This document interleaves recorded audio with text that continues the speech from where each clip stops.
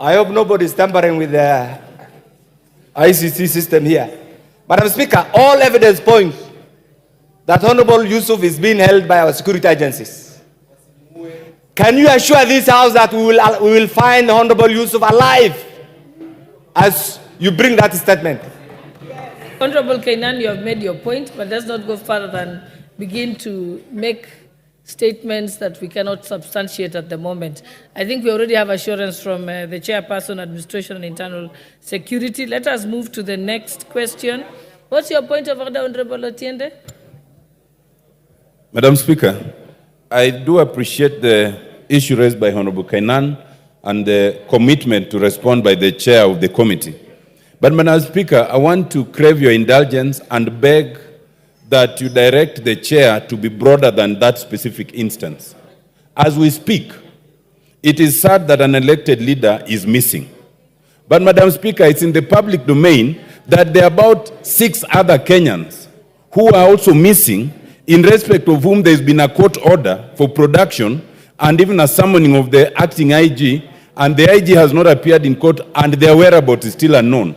As we are worrying about the one leader, elected leader who's missing, let it not look like we only rise to action when an elected leader is missing. Let it be clear that no Kenyan should go missing, so that the statement in response should cover not just that one missing elected leader, but the others who have been missing for the last 4 weeks. I crave your indulgence, Madam Speaker. Honorable Tongoya stands advised, yes? Honorable Osoro. Honorable Speaker, in line with what the Honorable Kainan has actually brought before this House, about 4 weeks ago, my own driver had a very chilling experience with his firstborn daughter. The firstborn daughter got lost and never to be traced for the past 4 weeks. Was picked by some people in some street in Kisii town. And today, even as we speak, we really can't tell where the young girl is at 19. You know, the number plates that were picked by the eyewitnesses are not at the offices of the NTSA offices. So really, this is a serious thing that DCI should learn to invest in such things. Exactly, because the budget that gives the national security, Honorable Speaker, is too much. These things shouldn't be happening. And that is why I really believe what Honorable Kainan is saying, that the DCI should actually explain to us why it takes so long with the modern technology that we have and the investments that world over people are doing to trace a person. If it happened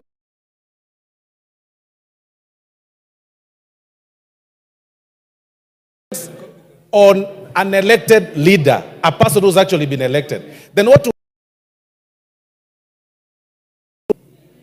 get the answers for the specific request, but the CS can be summoned to explain the broader issues. Thank you. Next statement by the Honorable Member for Igembe Central, Honorable Daniel Carrido.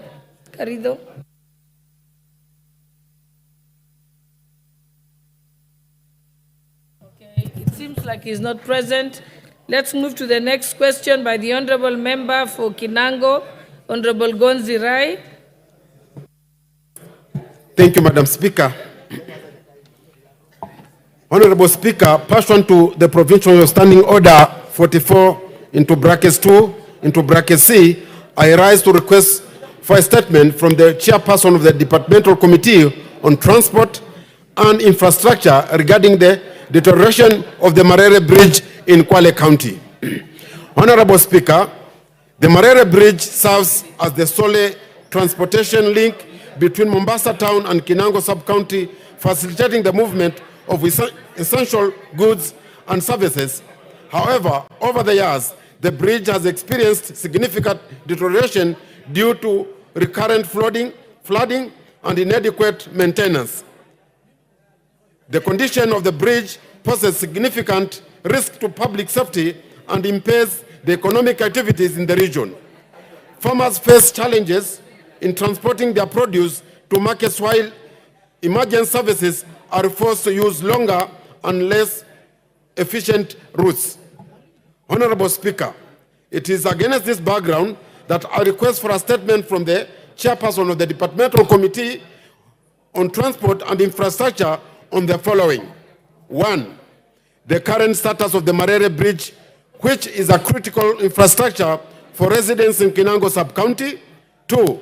The specific measures being put in place by the government to reconstruct the Marere Bridge, including detailed timeline completion and the immediate intervention being taken by the Ministry of Roads and Transport in ensuring public safety and further ensure maintenance of the bridge upon its reconstruction. I thank you, Honorable Speaker. Chairperson for the Committee on Transport and Infrastructure. You're representing him? Yes, Okay, I'm a member of the committee, and on behalf of the chair, Madam Speaker, we ask for 2 weeks to be able to get the response from the ministry and transmit to the member. Okay, thank you. Okay, I'm now told that the Honorable Member for Igembe Central is back. Honorable Daniel Carrido, kindly make your statement. Thank you, Madam Speaker. Request for statement regarding compensation claims for destruction of crops caused by the wildlife.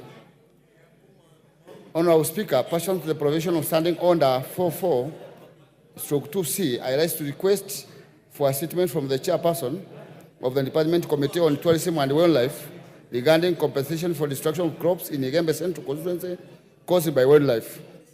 We have had cases whereby the wildlife, the elephants have destroyed the crops and even killed people. Honorable Speaker, Mr. Jeremiah Gitonga Loroti of identification number 9294-171 owns a farm plot number 4044A, Congo, situated in Baibario sublocation in Igembe Central constituency. In 2022, Mr. Jeremiah had planted crops, including green grams in the farm, measuring approximately 60 acres.